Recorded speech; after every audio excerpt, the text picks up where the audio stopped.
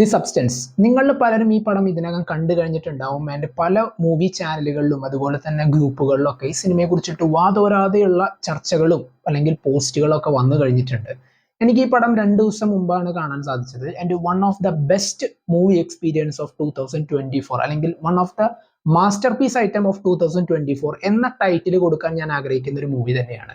കാരണം ഈ സിനിമയുടെ ത്രൂ ഔട്ട് അവർ പറയാൻ ഉദ്ദേശിച്ചിട്ടുള്ള ആ പ്ലോട്ടിനെ എങ്ങനെയൊക്കെ നല്ല പെർഫെക്റ്റ് ആയിട്ട് കൊണ്ടുവരാൻ ശ്രമിക്കുന്നോ അത് മാക്സിമം അവർ അതിലൊരു എഫേർട്ട് ഇട്ടിട്ടുണ്ട് എന്നുള്ളത് ഈ പടത്തിന്റെ ത്രൂ ഔട്ട് നമുക്ക് മനസ്സിലാവും. അതിപ്പോ പെർഫോമൻസ് സൈഡ് ആയാലും ശരി, അല്ലെങ്കിൽ ഈ സിനിമയുടെ ടെക്നിക്കൽ സൈഡ് ആയാലും, അല്ലെങ്കിൽ ആ ഹോൾ ഒരു ഒരു സീൻ നമ്മൾ എടുത്താൽ തന്നെ അതിൽ അവർ കൊണ്ടുവന്നിട്ടുള്ള ഒരു കളറിങ് ആയാലും, അല്ലെങ്കിൽ അതിൽ യൂസ് ചെയ്തിട്ടുള്ള കളർ ആയാലും, ചില ബ്രൈറ്റ് കളേഴ്സും അതുപോലെ തന്നെ ഒരു വൈറ്റ് കളറൊക്കെ യൂസ് ചെയ്തിട്ടുള്ള പല സിറ്റുവേഷൻസും ഈ സിനിമയിലുണ്ട്. ആൻഡ് അതിനൊക്കെ ഒരുപാട് കാര്യങ്ങൾ പറയാനുണ്ട്. And detailing level is very much high, അല്ലെങ്കിൽ അത്രത്തോളം ബ്രില്യൻ്റ് ആയിട്ടാണ് അവർ അവിടെ പ്ലേസ് ചെയ്തിട്ടുള്ളത് എന്ന് പറയാൻ ആഗ്രഹിക്കുന്ന ഒരു മൂവി തന്നെയാണ്. ഡെമി മൂർ ആൻഡ് മാർഗരറ്റ് ക്വാളി, ഇവർ രണ്ടുപേരുടെയും പെർഫോമൻസ് ആണ് പിന്നെ ഈ സിനിമയുടെ മെയിൻ ഹൈലൈറ്റ്.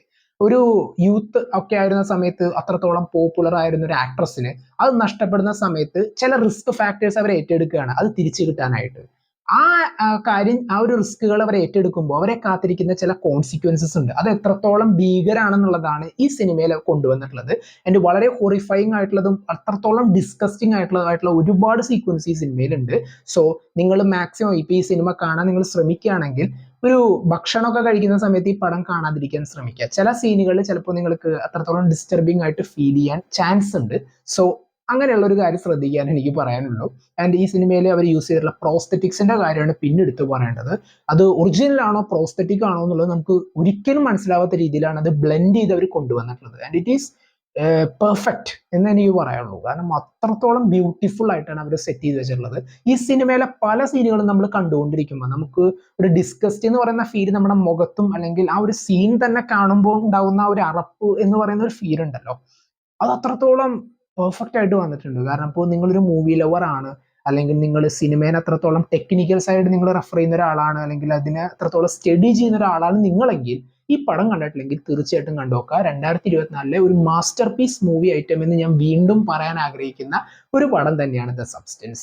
അത് പെർഫോമൻസ് ആയാലും സ്ക്രീൻ പ്ലേ ആയാലും ടെക്നിക്കൽ സൈഡ് ആയാലും as a whole movie it is a great experience. ഇപ്പോൾ പടം ഇപ്പോൾ മൂവി OTT പ്ലാറ്റ്ഫോമിൽ ഇപ്പോൾ സ്ട്രീം ചെയ്തുകൊണ്ടിരിക്കുന്നുണ്ട്. സോ കാണാത്തവരുണ്ടെങ്കിൽ മസ്റ്റ് ആയിട്ട് കണ്ടുനോക്കുക. നമുക്ക് ചിലത് നേടാൻ വേണ്ടിയിട്ട് ചിലത് നഷ്ടപ്പെടുത്തും നമ്മൾ, അല്ലെങ്കിൽ ആ ഒരു റിസ്ക് നമ്മൾ എടുക്കാം എന്നുള്ള രീതിയിൽ നമ്മൾ മുന്നോട്ട് പോകുമ്പോൾ നമ്മളെ കാത്തിരിക്കുന്ന ചില കോൺസിക്വൻസസ് ഒക്കെ നമ്മൾ പ്രതീക്ഷിക്കുന്നതിലും അപ്പുറമായിരിക്കും. ആൻഡ് ഈ ഒരു തീമിനെ വളരെ പെർഫെക്റ്റ് ആയിട്ട് തന്നെ ഇതിൽ അവർ കാണിച്ചിട്ടുണ്ട്. ബാക്കി നിങ്ങൾ കാണാത്തവരുണ്ടെങ്കിൽ കണ്ട് തന്നെ എക്സ്പീരിയൻസ് ചെയ്യുക. സോ പടം കാണാത്തവരുണ്ടെങ്കിൽ മസ്റ്റ് ആയിട്ട് കാണുക. കണ്ടവർ നിങ്ങളുടെ അഭിപ്രായം കമന്റ് ബോക്സിൽ നോട്ട് ചെയ്യുക.